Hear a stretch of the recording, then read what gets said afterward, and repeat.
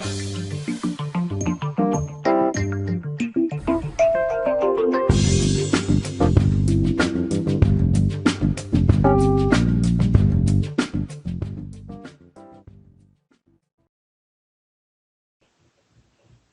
and welcome everybody. This is International Master Sam Shankland, and today I'd like to continue my series on Garry Kasparov.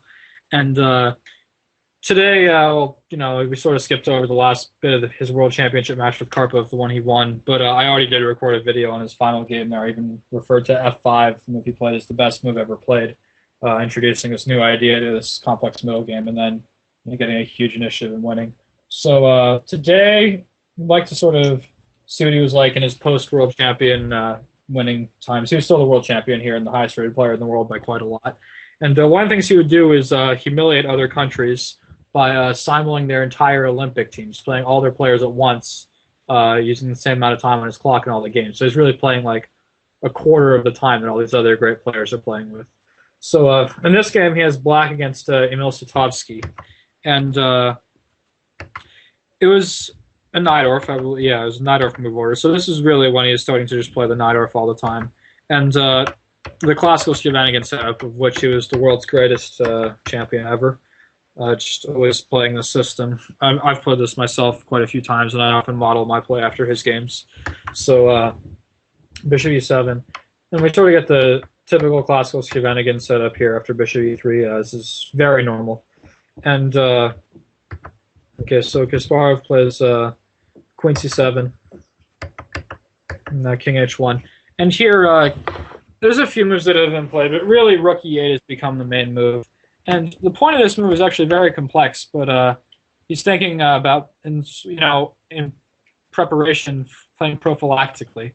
So g4 to g5 is clearly what White's idea is going to be. So he's probably going to be playing moves like bishop f8, knight d7, and then g6, bishop g7 to help defend his king better, and perhaps even bring the knight back to f8.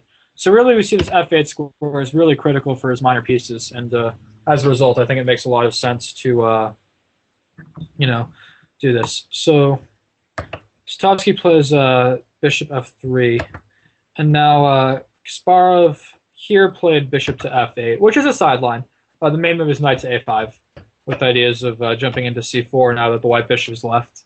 And I think Kasparov really chose this move because he was a little worried about White's attacking plan with g4, g5, because he didn't have as much time as normal.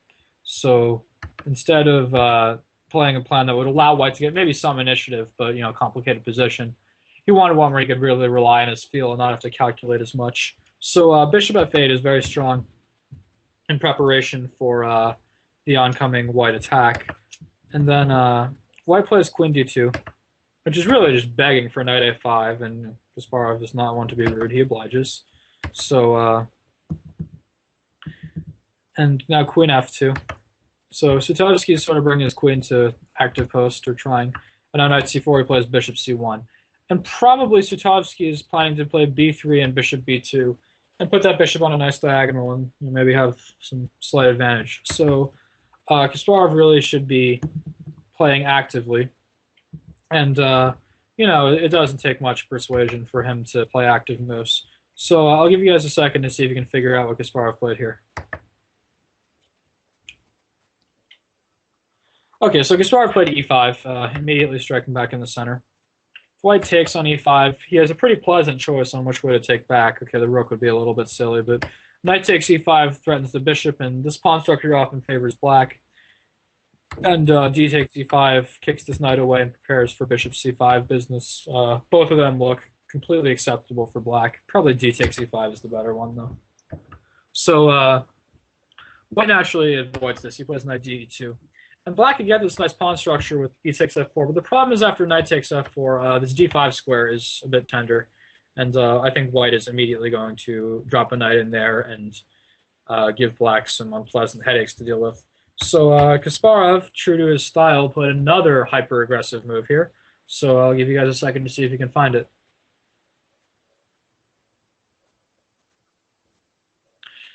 Okay, so the move Kasparov played here was d5, immediately striking back in the center and looking for active play.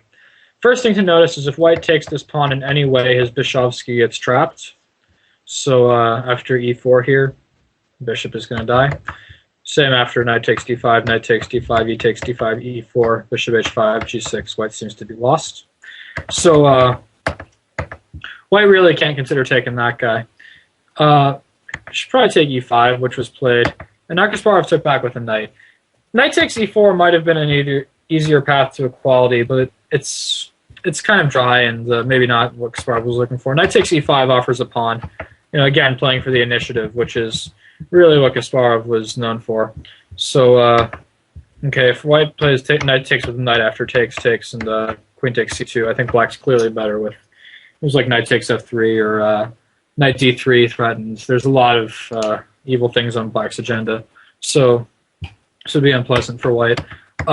E takes d5 was probably the most testing, but I think after, say, knight takes f3, queen takes f3, bishop g4, it looks like there's some pretty good compensation for Black. In fact, he might just win his material back. For example, queen g3, and now like takes, rook a c8. It's very hard for White to develop his pieces in a comfortable way, and I certainly would not mind this position for Black. He's going to play bishop b4 very shortly. Might even play bishop b4 last move. There's lots of ideas here. So certainly ample compensation. I wouldn't worry too much about that. But Sutovsky tried to be a little more creative, and he played bishop f4. So he's pinning the knight, and Kasparov took on e4. Knight takes e4, and now Kasparov added more tension to the position with a strong move, knight to d5. So I like this move because it immediately poses a question to the bishop on f4 that he might not be able to answer super easily.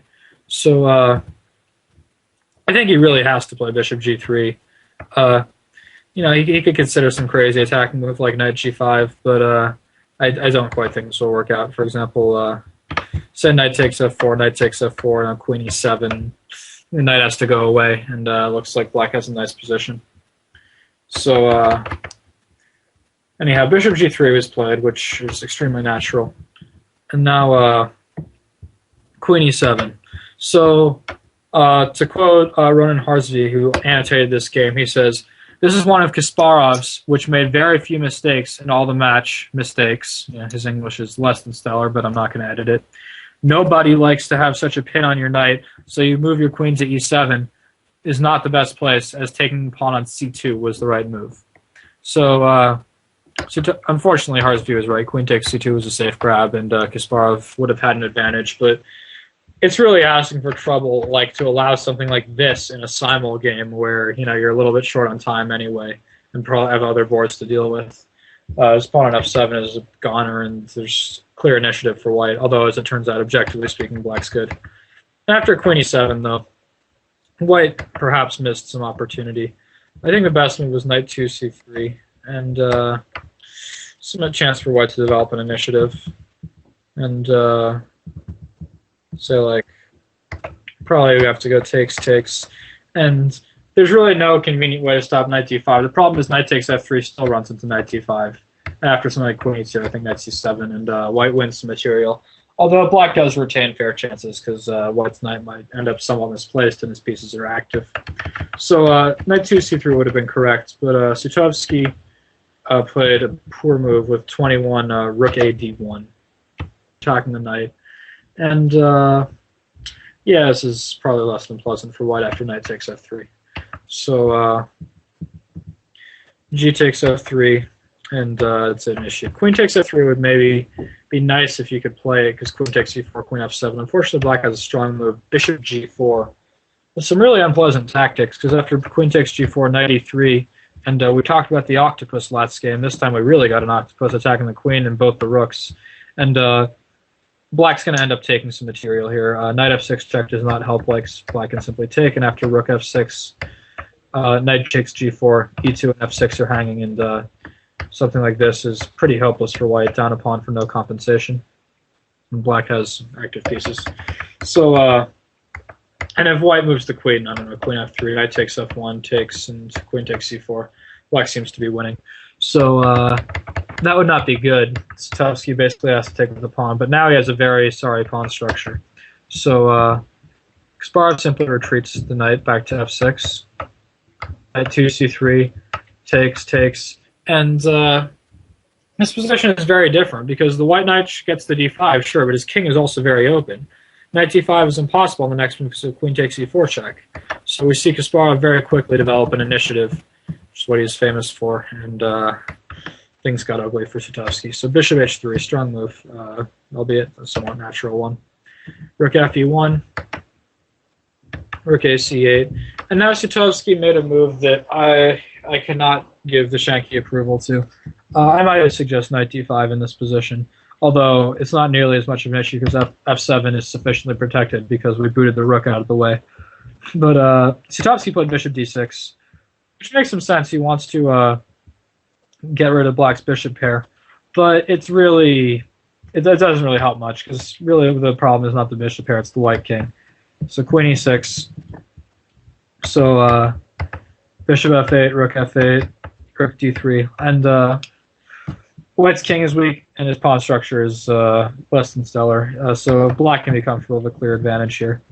So Kasparov just calmly developed an initiative. So the first thing he did was reroute his pieces. He realized bishop on h3 is actually an easy target, so queen h6 is played. You protect the bishop and let him come back to the e6 square in the near future. So white plays knight d5, which carries the threat of knight to e7 check, so black avoids the check with king to h8. Okay, so rook g3, I guess hoping for some initiative. Bishop e6, and rook eg1. And white's got some threats here. G6, probably queen f6 check is going to be annoying. So let me ask you guys, if it were your move in this position, what would you play here? Okay, so Kasparov found a really nice move, I think, with queen to h4. You should pause your videos if you hadn't found it already. So we're threatening to take the pawn on e4. We're pinning this rook to the queen. And it's a little bit awkward for white to find a good way out of this, because he's got to keep in touch with c2 and e4, some weak pawns in position. So white plays queen d4, which threatens mate. So black's hand is forced with f6. But white certainly cannot take on g7 here. After rook takes c2, he's gonna be the one getting mated first, unfortunately. So that's not going to work. So he plays c4 to avoid any of this business. But now there's a nice little move for Kasparov, just very simple. Rook f7, defending his pawn. And position is very nice for black. So here, I think white has to be very careful. So Sutovsky got himself into trouble. Even considering Kasparov had so much less time, I think it's very hard to defend this position practically. Okay, so knight to b6, attacking the rook. I'm not going to complain too much. Kasparov just plays rook e8, trying to put pressure on the e4 pawn. And very soon we see Kasparov's initiative becomes too much to control.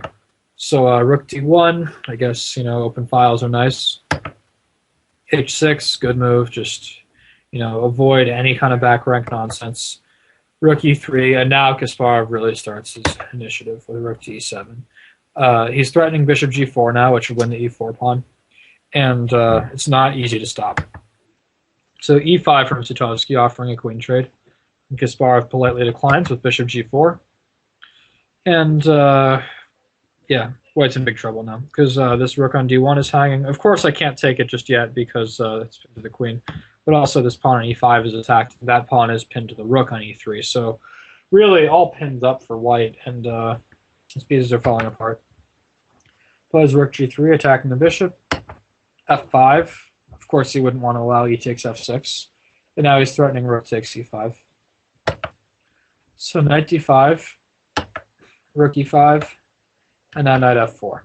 So white is trying to mount a defense to the oncoming black pieces. It's pretty clear black's better now. He also has an extra pawn to boot. And it's a very nice position for black, but white does have some counterplays, threatening knight g6 with forking a lot of pieces. So Kasparov just plays queen f6, and now rook f1.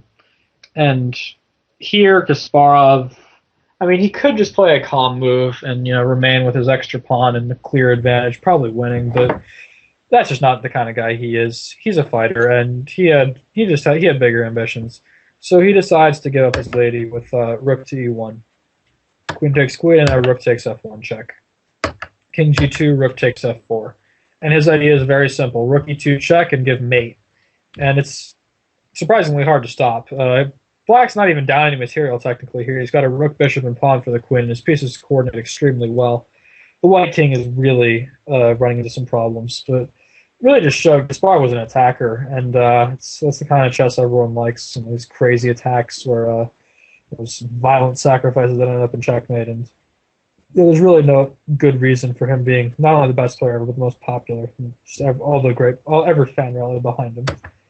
So queen c3, check. Now king h1 would not be good on account of rook f1 check and bishop f3 check. So he's got to play king g1. Now rook fe4, threatening some checks on the back rank with the mate. And it's actually hard to find an effective defense. Sutovsky probably did the best he could, but it's really kind of difficult. So he played h3, which gives his king some room. But after rook e1 check, king h2 check here, black just brought his rook back to e3, and rook takes h3 would be mate, and the queen is hanging, so white has to give some material back, and if this is what he's hoping for this endgame, there's not too much hope to survive with black's two connected passers. Probably white would even have to go into a king and pawn endgame if he doesn't want to lose another pawn. Say rook g4, check on e2. White's just hopelessly lost. So really a nice attack by Kasparov. I'll just show the last couple moves quickly. So Sutovsky took on e1, and after takes, he took on g4. I guess he's hoping for some kind of counterplay. But after f takes g4, it's really no help. Again, black's up 2 pawns for essentially nothing. Okay, a5, h5. Kasparov wants to just advance his pawns, protecting the guy on g4, king g3. Hit g5, keeping the king out. Rook f2, and now rook h2. And so he's trying to make some threats. If h4 check, there's king takes g4. But Kasparov was all over this one. Rook e3 check, and white resigned in view of king g2 check, and rook's getting traded with inevitable win. Or king f2, g3 check, takes, where black is better. So, again, a very nice game by Kasparov. Really impressive considering he was playing a time odds game while he's focusing on other games as well. So, a really good lesson in the Sicilian. I really appreciated this game, and I've learned a lot from it myself, and I hope you did the same. So until next time, this is Sam Shanklin signing off.